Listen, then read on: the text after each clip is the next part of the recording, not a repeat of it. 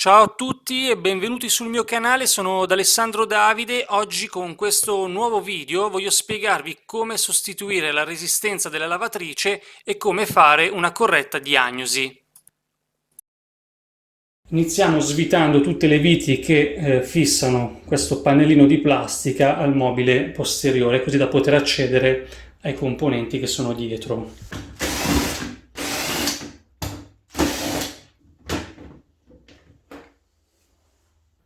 Una volta aperto il pannello ci ritroveremo davanti alla resistenza, al motore e alla scheda. Adesso vediamo come fare una corretta diagnosi e come capire se la resistenza è da cambiare o meno. Allora, ci possono essere diverse cause che vi fanno capire che la resistenza è da sostituire. La prima è che, non so, impostate un programma, premete avvio e vi salta il salvavita. Oppure siete costretti a staccare la spina perché altrimenti il salvavita non rimane su. E come lo inserite vi fa saltare appunto il salvavita. Un'altra causa potrebbe essere che non vi salta il salvavita, vi si avvia il programma, però più o meno a metà, quando inizia a scaldare, vi fa appunto saltare il salvavita. Però poi quando si riposa la lavatrice andate a controllare e non vi segnala niente, cioè non c'è nessuna dispersione. Faccio un esempio. Adesso qui abbiamo staccato i fili, no? Metto un puntale qui, tester messo nella posizione di on, tocco la terra e non mi segnala niente, però mi fa saltare il salvavita.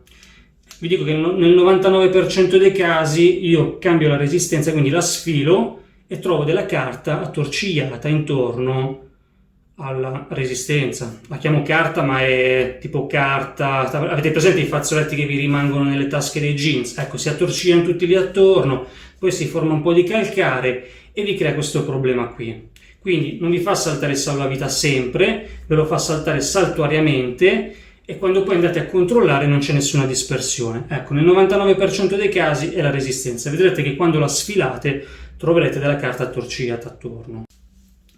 Oppure semplicemente la resistenza è da sostituire non perché vi fa saltare il salvavita, ma perché la lavatrice non scalda. Magari neanche ve ne accorgete perché la lavatrice vi fa tutto il lavaggio, non vi dà nessun allarme, però lava male. Quindi è probabile che magari non scalda e non vi scioglie bene il detersivo. Allora in quel caso lì dovete controllare da questo puntale a questo che ci sia continuità. Vedete? C'è un segnale e quindi vuol dire che c'è continuità da un capo all'altro. Non ci deve essere continuità da un capo alla terra. Se vi dà un segnale vuol dire che c'è dispersione e quindi la resistenza va sostituita. Quindi che sia interrotta, che sia in dispersione, la resistenza va sostituita. E adesso vi spiego come fare. Quindi vediamo insieme come sostituire la resistenza e come scegliere la resistenza giusta da comprare. Quindi la prima cosa da fare ovviamente è quella di staccare la spina, scollegare i fili attaccati, cioè potete usare una pinza, fare con le mani. Ok.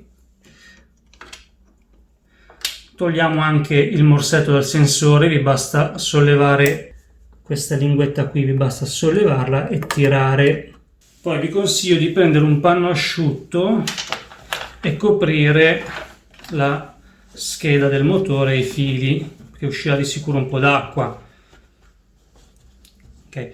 Se per caso vi si è bloccata con dell'acqua dentro, allora staccate prima i fili, avviate lo scarico così vi scarica tutta l'acqua che c'è dentro e poi procedete con la sostituzione, altrimenti come sfilate la resistenza vi uscirà tutta l'acqua e rischiate di fare danni.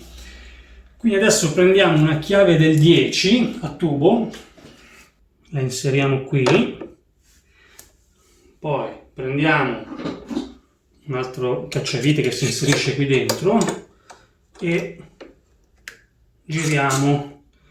Basta fare solo il primo mezzo giro a mano, poi potete fare tranquillamente con la chiave e basta.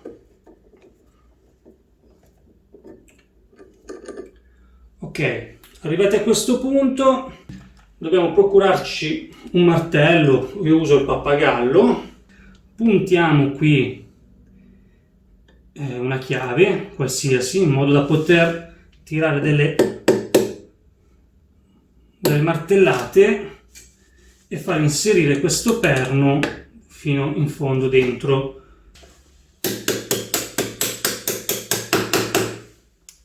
Ok, vedete? Completamente entrato dentro.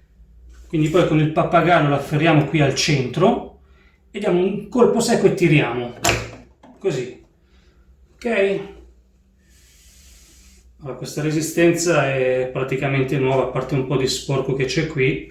Sappiate che le resistenze usate non si possono più rimontare, perché qui c'è una guarnizione a espansione di calore, diciamo, cioè si allarga un po' nel tempo e quindi poi si fa fatica a rimettere, ma anche se ce la fate rischiate che poi ve la butta fuori, usiamo questo termine, durante il lavaggio e vi allaga la casa, quindi una volta tolta va per forza di cose cambiata con una nuova. Di resistenze ne esistono diverse tipologie. Rex Electrolux monta questo tipo e quest'altro, quindi quella corta e quella un po' più lunga, e la si riconosce dal fatto che ha il bordo qui sulla gomma, vedete? Ok, e in più ha il suo sensore. Altre marche sono diverse, potrebbero avere sia questa qui ma anche questa qui fatta in questo modo, che praticamente, vediamo se riesco a far luce, non ha il bordo di gomma, scende giù liscia, ok? E quindi poi bisogna rispettare anche le misure, quindi la lunghezza. Allora in questo caso a noi serve questa qui, che è quella originale, quindi bordo e sensore. Adesso vediamo come montarla. Ok, inseriamo la resistenza.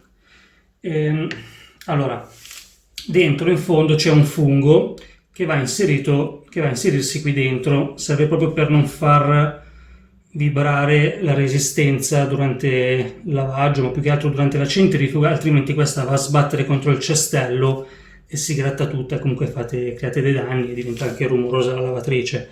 Quindi assolutamente quando la inserite dovete centrare questo fungo, che non è proprio messo raso terra, diciamo va tenuta un po' sollevata, ma poi lo sentite che striscia mentre entra e la inserite così fino in fondo. Per fare una verifica potete poi fare un giro di cestello con la mano, quindi muovete il cesto e sentite se striscia o meno. Ok? Una volta inserita spingete bene il sensore, se occorre mettetelo nella posizione giusta, quindi poi a questo punto prendete la chiave a tubo del 10 e stringete. Allora, qui non è che bisogna stringere fino in fondo, perché se stringete fino in fondo rischiate di piegare così in due, anche di poco, piegare quindi anche di poco questa placchetta di ferro, e quindi poi c'è il rischio che vi perda acqua. Quindi cercate di non piegarla. Se si piega un pochino non fa niente, se si piega troppo si alzerà da questo lato qui e questa poi vi perderà acqua. Quindi bisogna stringere a mano finché riuscite. Ok? E poi fate un altro giro più o meno con il cacciavite, stringete un po' più forte, quindi 1, 2, 3, io ormai ho la mano, quindi 4, ok, a posto. Resistenza inserita, sostituita, diciamo, ecco. A questo punto recuperiamo il cablaggio e ricolleghiamo i morsetti. Adesso non sto a farvi vedere anche come si rimonta lo schienale perché è la cosa base.